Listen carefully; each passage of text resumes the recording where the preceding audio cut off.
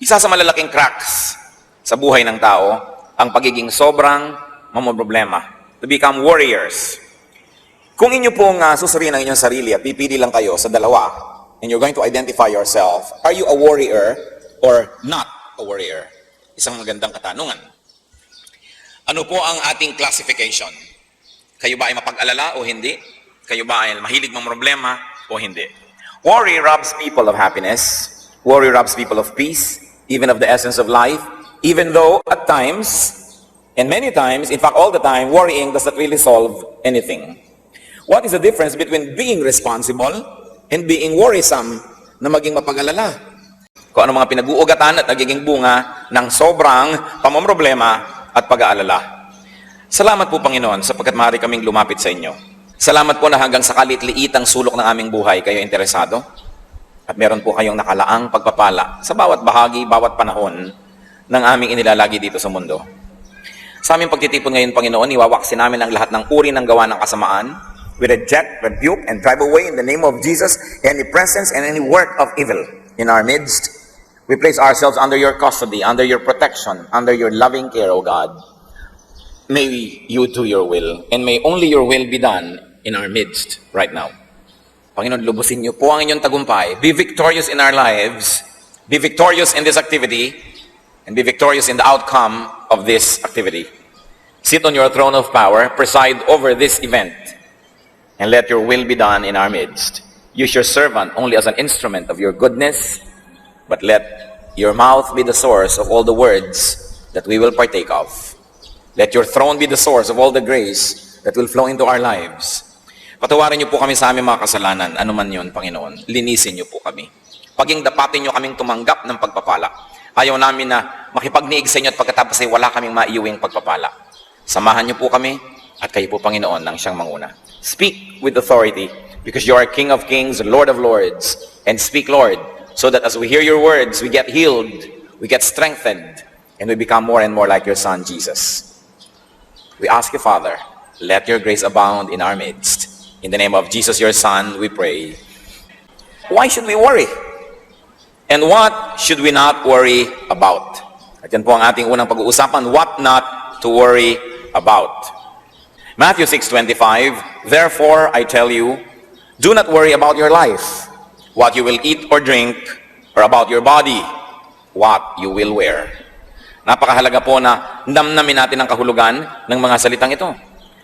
Ang Panginoon ang nagsasabi nitong Matthew 6, buong chapter 6. At sabi niya, therefore I tell you, do not worry about your life, what you will eat or drink, or about your body, what you will wear.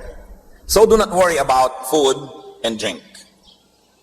Do not worry about clothes. In other words, do not worry about basic needs. Ano po ang dahilan? Why may we not worry? Because God knows you need this. Because God cares for you more than you care for yourself, and because God will provide. Matthew 6:26, in the same chapter, the Lord Jesus says and tells us why we should not become warriors. Look at the birds of the air. They do not sow or reap or store away in barns, and yet your heavenly Father feeds them. Are you not much more valuable than they? Napakasimple po ng logic. Sa katunayan, ito na yata ang isa sa mga pinakamadalas na i-quote natin na verse. Sapagkat sabi nga ng matatanda, ang paalalay gamot sa taong nakalilimot, dahil kahit na gaano karaming beses na pinag-uusapan at pinag-aaralan, itong mga bagay na ito, ang nagiging ending pa rin, the people of God are warriors. Lagi pa rin nag-aalala, lagi pa rin namomroblema.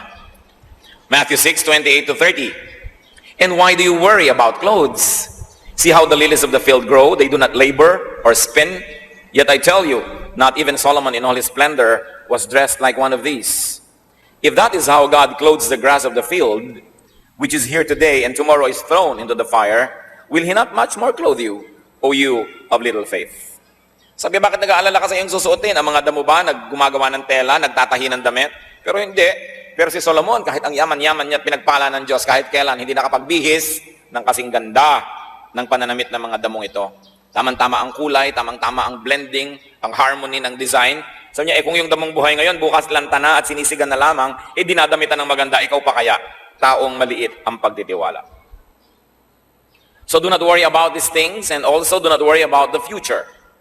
Again, in chapter 6 of Matthew, verse 34, Therefore, do not worry about tomorrow, for tomorrow will worry about itself. Each day has enough trouble of its own. And why not? Why not worry about tomorrow? Because tomorrow will take care of itself. That is the logic. Pero kahit ilang beses na nating nadinig ito, sasabihin, ang daming beses ko nang nadinig yan eh, sawang-sawa na ako marinig yan. Ang itatanong ko, napatigil na po ba kayo mag-alala? Sa ilang beses nating nadinig ito. Kaya dapat madinig ng madinig ng madinig pa ulit-ulit. Sabi, huwag mong alalahanin yung bukas. Yung bukas, poproblemahin niya ang kanyang sarili. In other words, the Lord is saying, I'm here today, don't worry about tomorrow, because when tomorrow comes, I'll be there as well. Because I'm the Lord of yesterday, today, and tomorrow. Marami po sa atin ay hindi tayo nag-enjoy sa buhay kasi yung ibinibigay na grasya ng Diyos para ngayon, pinaghahati natin. Kalahati para ngayon at kalahati para bukas na inaalala na natin ngayon pa lang. Samantalang yung bukas, pagdating niya, may kasama siyang sariling grasya para sa kanya. May sarili siyang pagpapala na kasabay niyang darating. Pero dahil yung pagpapala ngayon na dapat sanay ngayon at kasya para sa ngayon ay pinaghahati natin dahil nag-aalala na agad tayo bukas. At pagdating naman ng bukas yung darating na grasya, hahatiin mo na naman para sa makalawa, kahit kailan, hindi na tayo titigil mag-alala. I like to be very emphatic that the Lord does not teach us not to plan. Pinupuri nga ng Bible yung langgam na marunong magplano para sa darating na tag-ulan, nag-iimpok na daw ng pagkain. So you may plan. You may even want to save. You may want to be very detailed about how you want to spend your retirement. But the point is, after you have done the planning and after you have done what you could, stop worrying. Because even if you worried, there is nothing that you can do to control the outcome of what may happen still. Ang inaalis ng Diyos sa atin yung walang kwentang pag-aalala, hindi niya inaalis yung maging responsable. Hindi niya inaalis yung maghanda, magplano. Pero kung nagtanim ka ngayon, tapos hindi ka makatulog buong gabi dahil iniisip mo kung tutubo yung itinanim mo, it will not help the plant and neither will it help you. So just do what you can and trust that the Lord loves you, that the Lord likes to bless your work, and go on with life with peace and in peace. What else do you not worry about? Do not worry about what you cannot do, what you cannot accomplish. Yan na nga po yung binabanggit natin. Kaya nyo ba na palabasin ang ugat mula sa buto ng isang halaman matapos yung nga itanim ito? No. Pero kaya nyo itanim? Yes. So, yan ang alalahanin nyo, itanim. Kaya nyo diligan? Diligan. Kaya nyo bunutan ng mga damo? Bunutan ng damo. Pero hindi nyo kaya, huwag nyo papelan kasi mahihirapan lang tayo lahat. Kaya nating payuhan ang ating mga anak. Payuhan. Kaya natin silang bigyan ng magandang halimbawa, bigyan. Pero para mag-alala tayo ng mag-alala kung sinong mapapangasawa nila, kung anong gagawin nila sa buhay, magiging mabuti ba sila o masamang tao, useless. Just do your best. Ang sabi sa Bible, train up a child in the way he should go, and when he is old, he will not depart from it. So do your activity in the right time. When the child is young, teach. And then, sit back and relax at anihin ninyo ang bunga ng mabuting pagiging magulang at ng mabuting pagpapalaki ng anak. Generally speaking, pag pinalaki mo ng mabuti, generally speaking, magiging mabuti rin yung tao. Sobrang exceptional pagka hindi pa naging mabuti yan. Tapos sasabihin pa ng iba, bakit naman yung anak ni ganon, pinalaki pa sa Bible school, pinalaki pa sa church, takot-takot na Sunday school at camp at retreat, ang ginawa, ipinaglilihi pa lang ipinagpe-pray na, nilalay hands pa yung pagkabuntis, yung tiyan itong buntis na ito, bakit ganyan pa rin ang nangyari?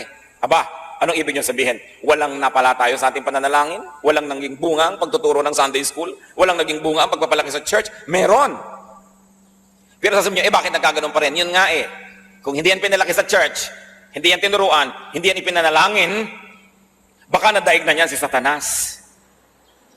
Kaya yung may nagawa pa rin mali, huwag mo sasabihin na baliwala ang lahat ng pagpapalaki. Dahil sa pinalaki mo pa rin ang tama at ang magagawa mo, na-control pa, nagkaroon pa ng hangganan dahil maring lampas pa dyan ang pupuntahan niyan dapat. Wala pong mabuting gawa na nasasayang. Walang mabuting pagtuturo ang sasabihin mong nasayang. Sasabihin pa diba, sayang lang ang pagba-Bible study mo, ganyan lang pala ugali mo, tumigil ka ng pagba-Bible study. Sabi siguro, kung hindi ako nagba-Bible study, inilibing na kita ng buhay. Kaya pasalamat ka, nagba-Bible study ako, iniirapan lang kita. Siyempre kasi merong ini-expect ang tao pag malapit ka sa Diyos. Pero kahit kailan mga kapatid, huwag kayong matutuksong isipin na ang gawang kabutihan, ang pagsunod sa Diyos, ay walang bunga. Nakakita lang kayo ng pangit, yung pala dapat masigit pang pangit yon kung hindi lang na-control ng naitanim nyo ng mabuti. Good is always rewarded. So just do your best. Nagne-negosyo kayo, just do your best. Maging honest kayo sa inyong dealings. Serve your clients well. Give good service. Give good products. Huwag kayong mag-alala sa competition. Yung iba ang kanilang ginagawa ng paraan, paano papatayin yung competition, paano gagawa ng mali, paano gagawa ng foul. Ang gawin nyo lang, just be good. Because your goodness will be your own attractiveness. Hindi nyo kailangang sirain ang inyong kapwa para kayo maging matagumpay. Ang kailangan nyo lang maging mabuti. Don't worry. Luke 12:25-26, who of you, by worrying, can add a single hour to his life? Since you cannot do this very little thing, why do you worry about the rest? Tama nga naman. Sa pag-aalala nyo ba at pagiging mahilig mang problema, sabi ng Biblia, kaya nyong dagdagan 1 oras man lang ang inyong buhay? Hindi. Yung pala, yung kaprasong 1 oras, hindi mo maidadagdag sa buhay mo. Ba't yung iba inaalala mo palalo? Ang dami-daming pinoproblema. Pastor, meron pong nababalita na meron daw planetang babangga sa Earth. O ano ngayon ang gagawin ko? Lilipad ako sa hangin at hakarangin ko ang planeta? Kung ngayon nabalitaan kayong ganyan at hindi ipanalangin nyo at pagkapanalangin, tama na dahil ano magagawa natin kung may pagkalaki-laking kometang babangga sa Earth? Naku, malapit po tayo sa dagat. Paano po pag magka-tsunami? Kahit naman pumunta ka sa bundok at nabiyak yung bundok at kinain ka, patay ka pa rin. So why worry about these things? But of course, kung minsan magbabakasyon kayo sa tabi ng beach, pipili kayo ng titirhan yung katabi ng tubig o medyo mataas-taas, siguro doon naman kayo pwedeng maging ngayong ka-good planner. Sabihin natin, doon tayo sa mataas-taas para kung may baha-baha man lang hindi tayong unang-unang tamaan man lang. Magkaroon mo lang tayo ng oras na tumakas-takas. Pipili kayo ng kwarto sa hotel, pinipili nyo man lang sana yung kung meron kayong kakayanan yung mas malapit sa fire exit. O tinitingnan nyo, nasan ba ang fire exit nito? Hindi masama yung ganun, hindi worrying yon. Because you do what you can. Pero yung buong gabi hindi na kinakatulog dahil baka may sunog. Hindi na nga natuloy yung sunog, nangayayat na rin kayo. Tapos kung natuloy pa, nasunog kayong payat, doble ang pagkalugin nyo. Because warriors lose twice when what they worry about actually happens. Yung pinangangambahan nyo, pag nangyari, 2 beses kayong magdurusa. Nung ini-imagine nyo pa lang at nung nangyari na. Ngayon, kahit hindi yan mangyari, kung kayo warrior, at least minsan na kayo nagdusa. Nung iniisip nyo pa lang. Kaya mahirap yung isip ng isip. Manalangin. At pagkatapos manalangin, ipasa Diyos. Matapos magawa ang kayang gawin ng tao. Do not worry about non-essentials. Those that do not have lasting or eternal value, those that do not have impact on the spirit, pwede natin niyang masabing maliit na bagay. Mga kapatid, pagka hindi po mahalaga 5,000 years from now, hindi yun masyado mahalaga. Kaya hindi dapat masyadong alalahanin.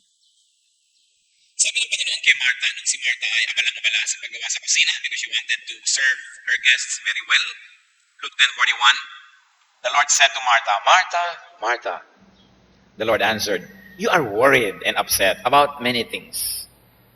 But only one thing is needful. Sabi niya. Marami kang iniisip masyado, iha. Isa lang ang mahalaga. At yan ang kabanalan, madinig ang salita ng Diyos. Kaya huwag mo nang masyadong alalahanin. Kung hindi masyadong maging maayos ang preparasyon mo ng pagkain para sa mga bisita, kung nakakain na sila ng pagsalita ng Diyos, yun ang mahalaga. Siyempre, hindi naman ibig sabihin, hindi na natin aayusin ang pakikitungo natin sa ating mga bisita, pero may hangganan.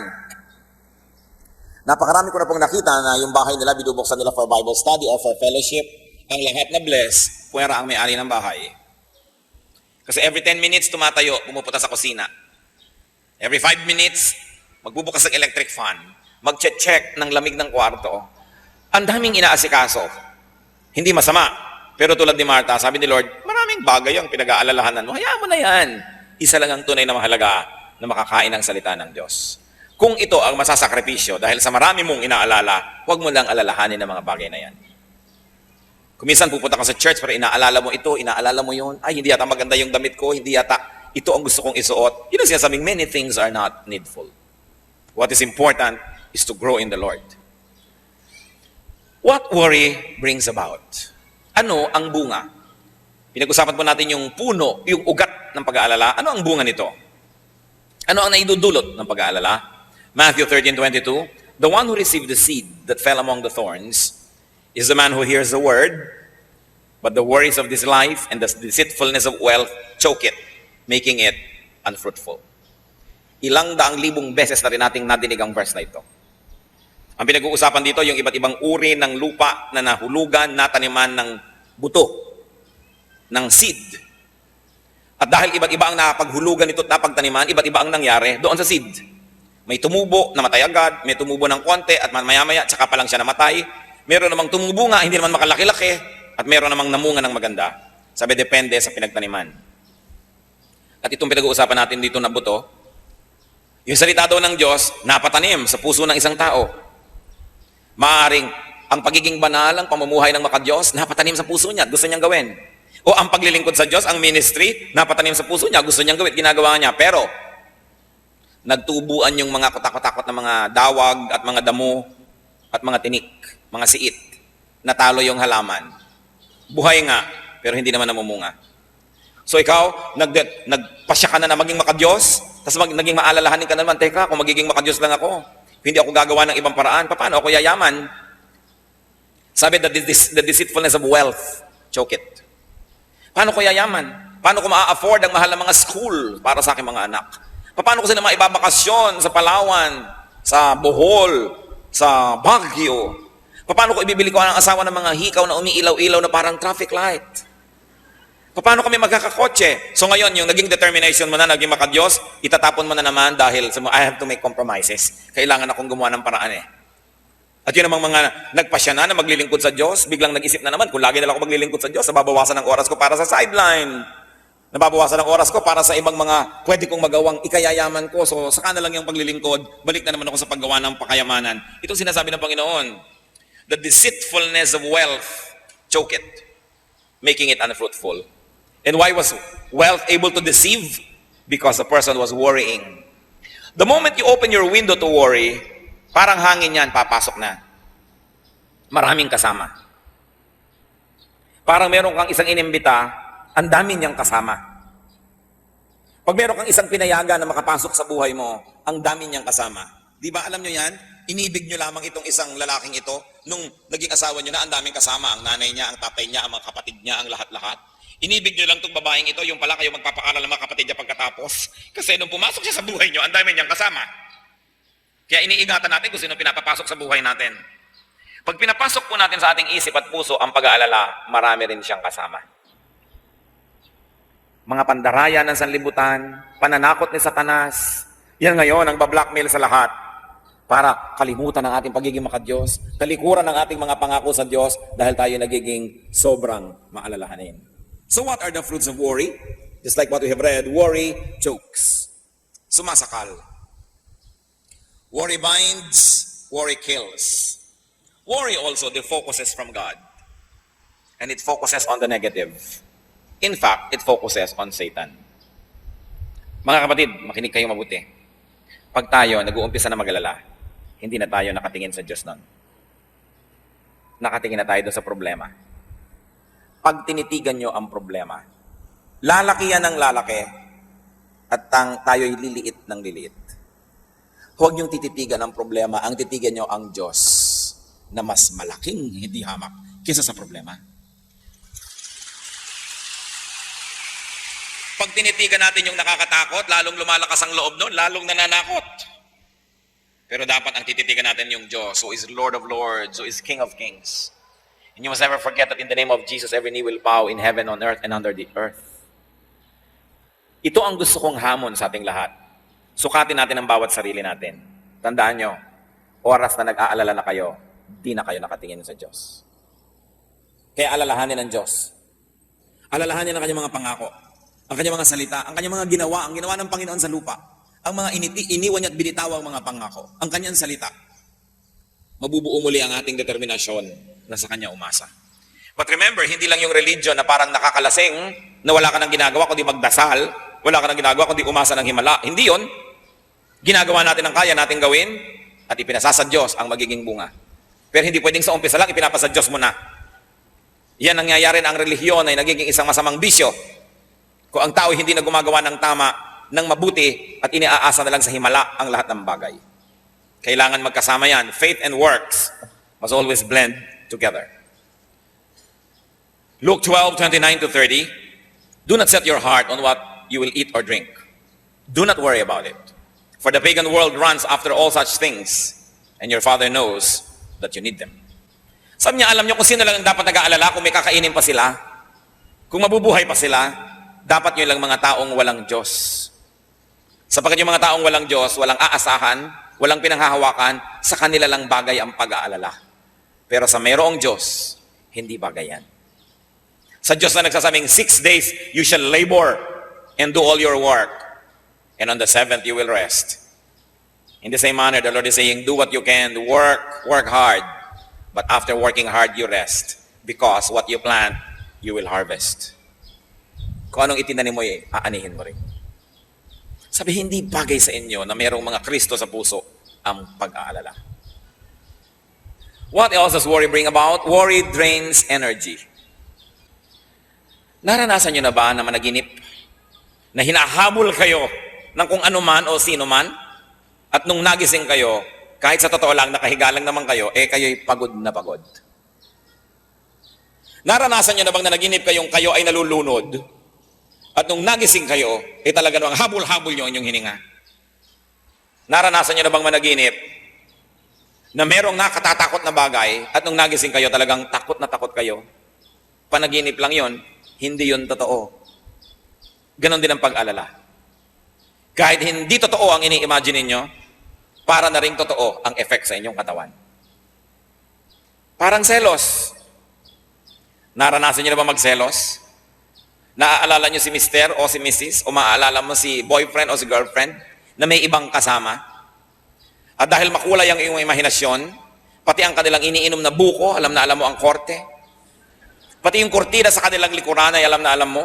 At pati ang kanilang ginagawang pagsusuyuan ay alam na alam mo ang detalye. At tapos nagiinit na ang iyong tenga, at tumitirik na ang iyong buhok, at lumalabas ang iyong mga pangil at mga kaliskis. At galit na galit ka na at tumatahip ang dibdib mo. Pero ang totoo lang nasa isip mo pa lang yon. Yan ang power ng imagination. Kaya dapat yung pag-imagine natin, mga kapatid, ginagamit natin doon sa positive. Yung iniisip mo kung paano ka bubuti sa buhay, anong magagawa mong mabuti sa lipunan, yung kabana lang magagawa mo, iniisip mo pa lamang nag-uumpisa na mangyari. Pero yung negative, iniisip mo pa lang, umaani na ang katawan mo ng napakaraming lason. Kaya ang lagi sinasabi ni Lord yung, do not commit the sins of the mind. The sin of imagination. Because even if it doesn't become physically real, the effects will already be toxic to you. Apektado ka na agad yan. So, it drains energy. Nakakawala ng lakas ang pag-aalala. Proverbs 12:25, an anxious heart weighs a man down. Yang pusong maraming dala, mabigat na mga dalahin, nakikita mo sa muka, nakikita mo sa katawan ng tao. Kasi kahit po hindi totoo yung mangyari, pag sa mind mo nangyari na, nagkakaroon na ng chemical changes in your blood. Nagkakaroon na ng changes sa ating katawan and it becomes difficult for our body to bear it. That's why Satan wants you to worry. Because Satan is a thief.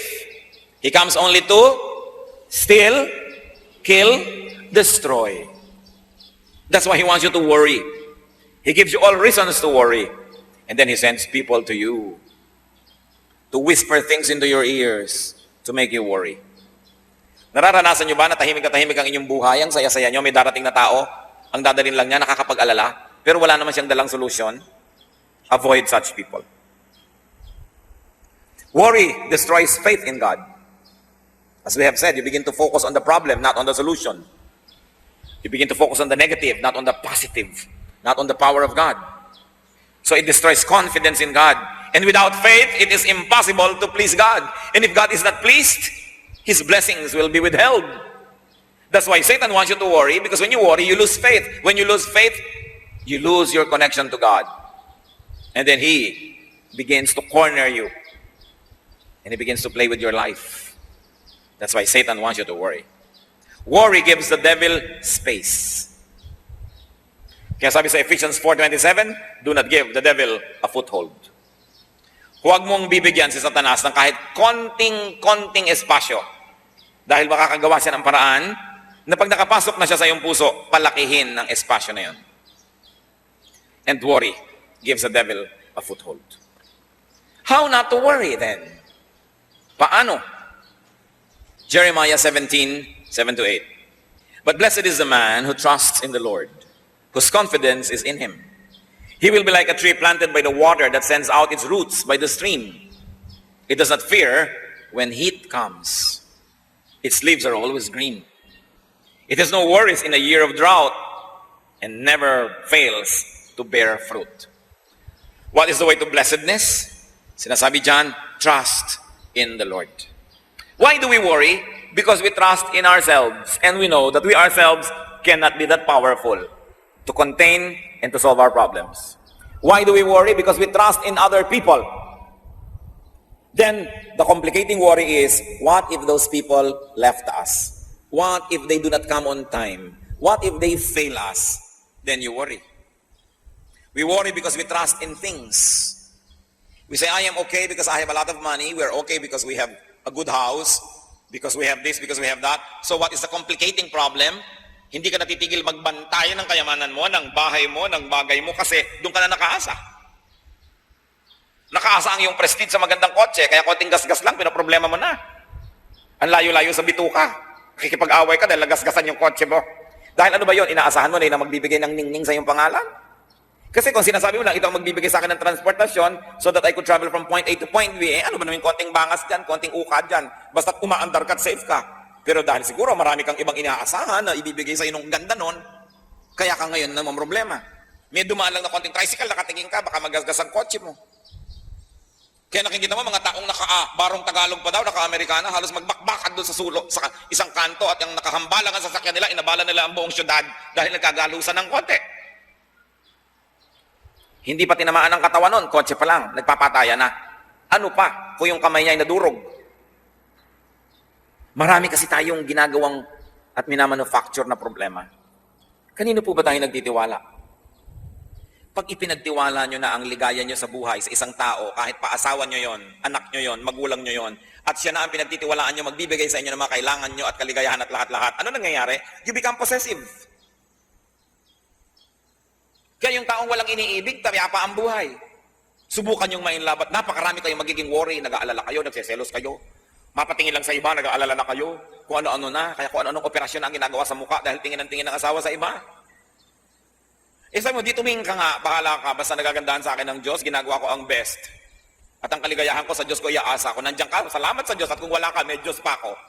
Pero oras na iniasa mo lahat sa tao, ano mangyayari? You will possess that person, and you will guard that person, and you will never be able to sleep.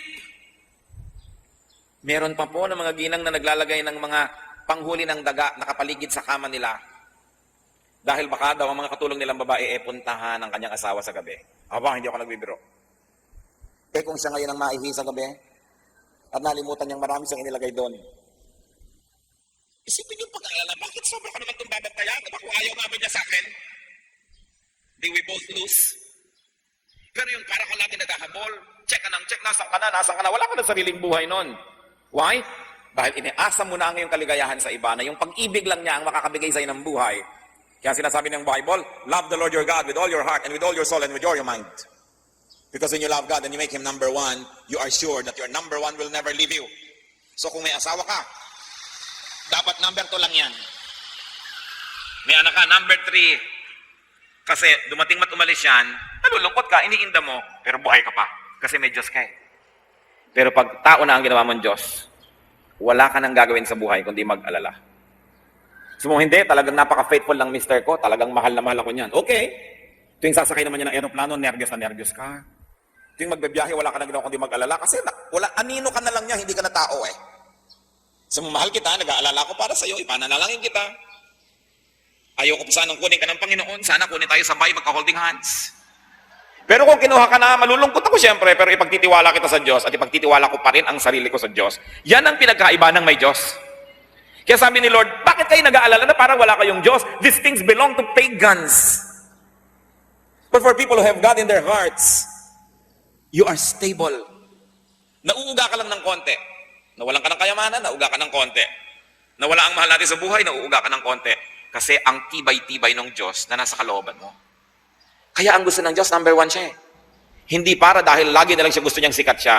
Kasi alam niya, kawawa tayo pag ginawa natin na tao lang o bagay lang ang number 1 ng buhay natin. Dahil yun talaga mapanganib ang iyong kalagayan.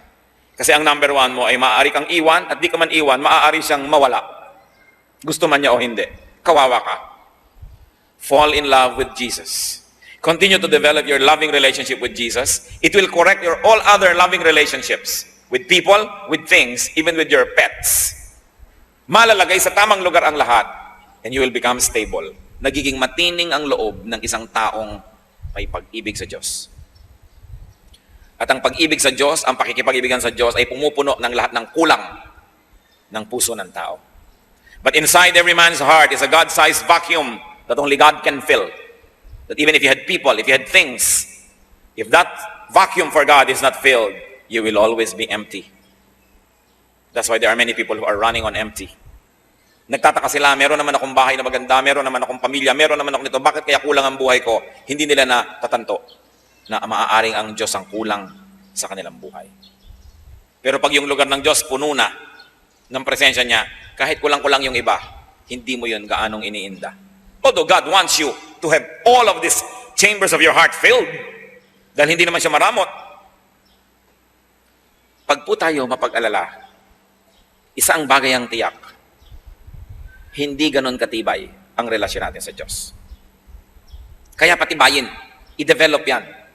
How else are we not to worry? Do your best. Leave the rest to God.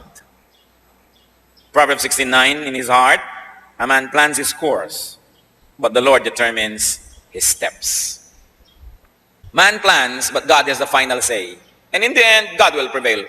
Kaya kailangan, ginagawa natin ang magagawa, pero ipinapasa Diyos. At mga kapatid, listen to this.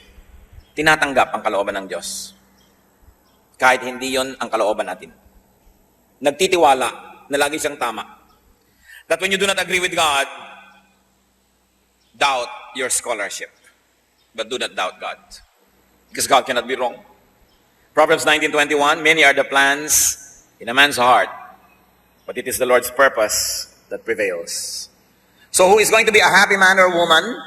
That person whose plan is to obey God. That person who opens his heart to the plans of God so that God's plan will happen. Because even if you plan against God's plan, it is God's plan that will prevail. At kung makikipag-contest ka sa Diyos, paano ka mananalo? Masaya ang taong sa umpisa pa lang, hinahanap na niya agad. Ano po bang kalooban niyo, Lord? Yun na lang ang gawin natin. Kasi yung kalooban niyo naman ang laging matutupad. Bakit ko sasayangin ang oras kung makipaglaban sa inyo? And what is the meaning? One meaning of being godly is when your will becomes patterned after the will of God. Kung yung gusto na natin mangyari sa buhay natin, ay yun naman talaga ang gusto mangyari ng Diyos, isa yun sa ibig sabihin na maka-Diyos tayo. Hindi sabihin maka-Diyos ako, pero lagi ka nakikipagtunggalin sa Diyos dahil iba ang gusto mo at iba ang gusto ng Diyos. E di all the time, para na lang laging contest yan. Sino ang magkakaroon ng payapang buhay? Yung ang gusto ng Diyos at gusto niya ay iisa na. Pareho na. Then mapayapa ang ating buhay. Kaya gusto natin ay lagi nating malaman ang salita niya, makilala siya, para maiayon natin ang ating pag-iisip, ang ating buhay sa Kanya. Be sensitive to God's will and to God's purpose. So in life, you define what is doable and you define what is not doable. Do not worry about the undoable. Just do your best. Leave the rest to God. How else are we not to worry? Plant good seeds. Do not plant bad seeds. Proverbs 11:18, he who sows righteousness reaps a sure reward. And Proverbs 22:8, he who sows wickedness reaps trouble. Gusto ninyo na mabawasan ng mga alalahanin sa darating na bukas? Gumawa lamang ng mabuti ngayon. Sapagkat bawat na ginagawang mabuti, makakaasa kang may aanihin ka bukas na mabuti. At bawat ginagawang masama, makakaasa ka rin na may aanihin kang di maganda. So huwag tayong mag-alala ng mga pangit na aanihin kung alam naman nating nagtanim tayo ng nagtanim ng mabuti. This is Agriculture 101. Pag nagtanim ka, may aanihin ka. At kaya po yung iba, sigurista, maraming itinatanim eh. Gusto mo magkaroon ka ng 4 na puno ng lansones sa iyong bakuran, magtanim ka ng 7. Sakali man na yung 3 hindi tumubo, may 4 pa talagang tutubo. Kaya hindi masamang magtanim ng maraming magandang bagay. Meron kang kayang tulungan na tao, damihan mo. Hindi naman lahat ng taong tinulungan mo magiging grateful eh. Pero kung marami kang tinulungan, may chances ka na mas marami naman dyan ang tatanawan lang. Marami kang ginawang mabuti. Pero tandaan ninyo, ang ginagawa ng masama, lahat yan gaganti. Liban na lang na born again. Kaya ipanalangin nyo ma-born again lahat ang ginawa nyo na masama. Dahil kung hindi, walang inaantayan kundi pagkakataon na gantihan ka. Mga bata, mang inapin mo ng maliliit, hindi lang yung kumikibo dahil maliit pa. Pero tatandaan niyo mga kapatid, sa bawat tiktak ng orasan, sa bawat pagsikat at paglubog ng araw, kayo'y papahina at sila'y papalakas. At sabi nila, balang araw, babangon ako at tuturugin kita. Kaya gumagawa ka ng masama sa bata, actually, it's very wicked because you do something bad to a helpless person. And two, it is very unwise because you are planting negative things that you will harvest. Pero yung gagawa ka ng mabuti sa isang bata, hindi niya nalilimutan yun. At darating ang panahon. Hahanapin kanya mula sa apat na sulok ng daigdig para dalang kanya ng isang guhit na kastanyas. Blessing. Ang Bible lang may sabi, ang mabuting ginagawa, aani.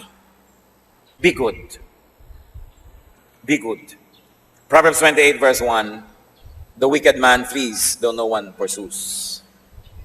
Ang isang taong masama, tumatakbo kahit walang humahabol. Evil men run, though no one chases them.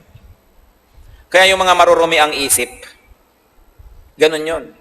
Maraming karumihan ang isip nila, kaya hindi sila payapa. At pagkatapos ina-assign nila sa iba yung iniisip nila. So what do we do? How not to worry, brothers and sisters? Avoid warriors. Huwag kayong sasali sa Warriors Club. Tapos founding chairman pa kayo? Don't join warriors. Avoid negative people. Avoid complainers. Deal with them only to minister to them, but do not be friendly with them. Huwag kayong mga kapalagayang loob nyo, yung mga lagi na lang natatakot at nag-aalala, kasi nakakahawa yan. Go to them to minister to them. Go to them to bring them the light of the gospel, but do not fellowship with them. Hihilahin nila kayo pababa. Proverbs 13:20, he who walks with the wise grows wise, but a companion of fools suffer harm. And worrying is foolishness. Fools worry a lot. Wise people do what they can and then trust God. So sabi niya ganun, huwag kang magwarkada sa mga ganyan. Remember God's goodness. Remember to be thankful to God. Remember God's track record and you will have nothing to worry about. Alam natin yung nasukol ang mga Israelites, ng mga Egyptians sa tabi ng pampang ng dagat, sasalakayin na sila, nag-worry sila. Pero ito yung binabasa natin yan, hindi tayo nag-worry kasi alam natin yung ending nahati yung dagat, nakatawid sila. Ang nag-worry lang yung nabuhay ng panahon na yon na hindi pa nila alam na hahatiin. Pero tayo alam na natin hinati ang dagat. Alam na natin na marami nang nilutas na problema ang Diyos para sa mga tao. Alam na natin na inilubog man niya ang buong daigdig, pinalutang naman niya yung sasakyan ni Noah at ang pamilya ni Noah ay nakaligtas sapagkat nalulugod siya sa pamilya na yon. Alam na natin na nagdiliman sa Ehipto, yung lugar ng Goshen na tirahan ng mga Israelites ay maliwanag. At alam na natin na pinatay man ang lahat ng panganay na anak ng mga pamilya sa Ehipto na iligtas sa mga panganay na anak ng mga Israelita. Alam na natin na ang Diyos marunong mag-exempt, marunong lumundag ang kanyang mga parusa kung nais kang paiwasan ng Diyos. So sino lang ang dapat nating bigyan ng kasiyahan? Ang Diyos. Sapagkat kung siya'y nasisiyahan, mahirap pa sa Kanya na tayo pagpalain. Sino ang makakapigil sa Diyos kung gusto Kanyang pagpalain? At sino naman makakapilit sa Kanya kung ayaw Niya? So sa halip na mag-alala, ang gawin natin ang kalugod-lugod sa Diyos. At siya ang bahala sa atin.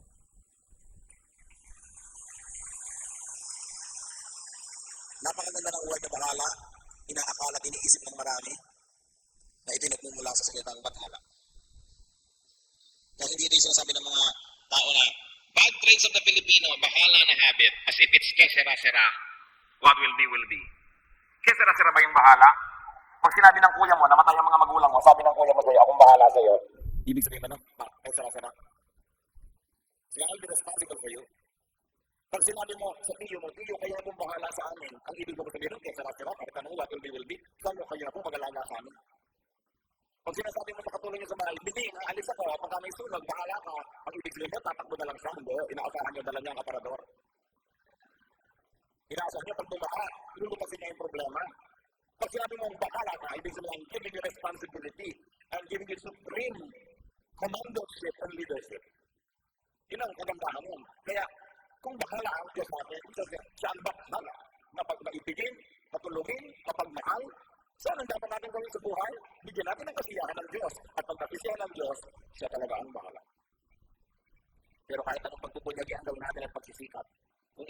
natin ng Diyos, ino-offend natin siya, masasayang lahat ang ating pagsisikap. Huwag tayong malilibang kahit kailan. Pleasing God is the primary duty of our life. Not to please yourself at the expense of your relationship with God, because that will work on the reverse. Psalm 31:19. How great is your goodness, which you have stored up for those who fear you, which you bestow in the sight of men on those who take refuge in you. Worry is like a tree. It has roots. Uproot it and it will wither. Uproot the tree and you will not have to harvest and to eat poisonous fruits. Sino po sa atin ang nahilig mag-alala? Yung mga tayo sa Panginoon at makipagtuos. We have to be set free from the deceptions of darkness. Pag-alala lang, wala namang nangyayari. Wala namang magandang buwan. Pinapalungkot lang tayo, lalo, ginugulo tayo. Unang-una ipatawag ko, Panginoon, sa amin ang pagiging mapag-alala. Nangangahulugan itong kami tumitig sa iba't hindi sa inyo. Patawarin niyo po. Ang bawat isang ngayon ay kumikilala nito, tumihingi ng Panginoon. Kahabagan mo po. Bigyan niyo ng linaw ang pag-iisip na makilala ang dapat kilalanin, maunawaan ang dapat maunawaan. Makita ang liwanag ng iyong salita, the logic of your promises, O God. May we connect the dots and may we see how to apply in practical terms all the lofty ideals of Scripture and all of these wonderful ideas that are in your book, the Bible. Lord, let your truth live in our hearts. Maging totoo sa aming pag-iisip, sa aming pagkilos at paggawa, ang mga katotohanang pinag-aaralan namin sa tuwina. Set your people free, O God, from this needless spirit of worry. And if there's anybody here who's being a worrier, comes from the evil one, in the name of Jesus, we reject your work, Satan. In the name of Jesus, we set the people of God free from your needless torture. And we set ourselves free to receive the grace, the peace, the wisdom that comes from God. Pinuputol namin ang aming kaugnayan sa anumang masasamang espiritu. At kung pagiging maaalalahanin ay nagmula sa mga minanang masasamang ugali sa mga kamag-anak, mga mga minana na relasyon sa mga masasamang espiritu, sa pangalan ng Panginoong Jesus, ngayon pinuputol namin ito. We wash ourselves with the blood of Jesus and declare ourselves your people, not pagans. Therefore, worry is not for us because we have you as our living God. O God, let your light shine upon these people. Let your face shine mightily and powerfully upon us. At nawa ang kaliwanagan mo ang magbigay sa amin ng kalayaan mula sa gawa ng kadiliman. At tuwing darating ang panahon na matutokso ang iyong mga anak na muling maging mapag-alala, Panginoon, ipaalala mo, kayo ang nangangasiwa, kayo ang Diyos, kayo'y nakaupo sa inyong trono at kayo'y Diyos ng mga Diyos at hari ng mga hari. Kayo ang solusyon, kayo ang sagot sa aming mga tanong at mga suliranin. Huwag kami kahit kailan magtiwala sa sarili lamang o sa kapwa-tao lamang o sa mga bagay lamang, kundi sa iyo kami lagi magtiwala.